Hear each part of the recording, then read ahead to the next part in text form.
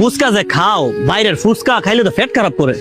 আমার ফুচকা অনেক বেশি পছন্দ, পেট খারাপ হোক আমার। চলো বন্ধু প্রতিদিনই ফুলাটাই মায়ের লয়ে ঘুরে রে।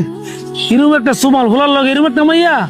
বন্ধু আই একটু মজা লই, আমার অনেক দিনের জিদ, সেই লোক আর দেখলে আমার রাগ উঠে। চলো। আয় এই বড়াই সো দোস্তা মাইয়া আমার লগে লগে উঠছে না, টাকা দিলি কেন? ভাই সরি ভাই, বাই বাই বাই। ঠিক আছে। আয়।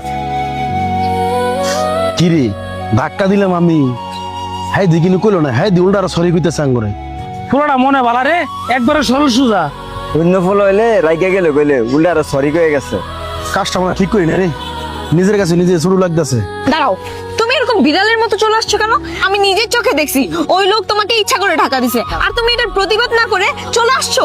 এরকম বিড়ালের মতো থাকলে না সমাজে চলতে পারবা না। আজকে ধাক্কা মারছে, ওদের সাহস বেড়ে গেছে। শোনো মহিমা, আমার নানা একটা কথা কইছিল, কেউ যদি শালা কইয়া ডাক দেয়, আরে বাই কইয়া আয়া ফোরন লেগা।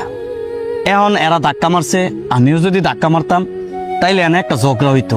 ওই আমার শরীরে হাত তুলিলে, আমি তার শরীরে হাত তোলাম হইলে, তখন কি লইলে একটা মারামারি হইলে, মারামারির মধ্যে হ্যাঁ মার খেলিলে আমিও খাইলাম হইলে, তারপর কেউ না কেউ আইসা আমাকে দুইজনে মিলাই দিলে, এনে লাভ হইলে কি দুইজনে মার খেলাম হইলে, এতটুকু আর কি।